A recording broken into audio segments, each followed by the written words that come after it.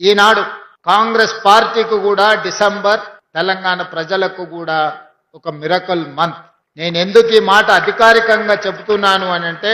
December మాసంలో మా నాయకురాలు శ్రీమతి సోనియా గాంధీ గారు డిసెంబర్ 9 నాడు జన్మించారు. శ్రీమతి సోనియా గాంధీ గారు 60 సంవత్సరాల 4 కోట్ల తెలంగాణ ప్రజల యొక్క బలమైన ఆకాంక్షను,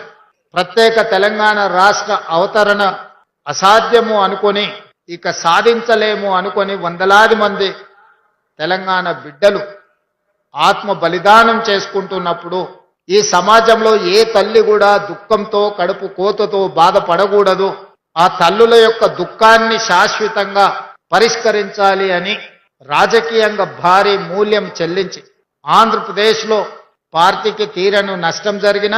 కేంద్రంలో అధికారం కోల్పోయిన, తెలంగాణ రాష్ట్రంలో రాజకీయంగా ఒడిదుడుకులను ఎదుర్కొన్న ఒక తల్లి మనసు కలిగిన శ్రీమతి సోనియా గాంధీ గారు తెలంగాణ రాష్ట్రాన్ని ప్రసాదించి, ఈనాడు తెలంగాణ రాష్ట్రంలో మనం అందరము క్రిస్మస్ పండుగను జరుపుకుంటున్నాము అని అంటే,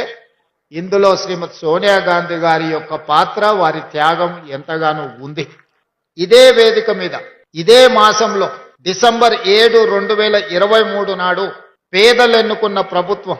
పేదలకు సేవను ప్రేమను అందించే ప్రభుత్వం, ప్రజాపాలనను ఇక్కడనే ప్రమాణ స్వీకారం చేసి బాధ్యత చేపట్టి 4 కోట్ల తెలంగాణ ప్రజలకు ఈరోజు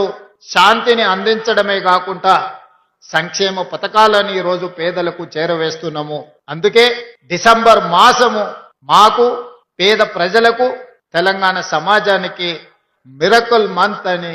నేను అందుకోసమే అధికారికంగా ఈ వేదిక మీద నుంచి చెప్తున్నా.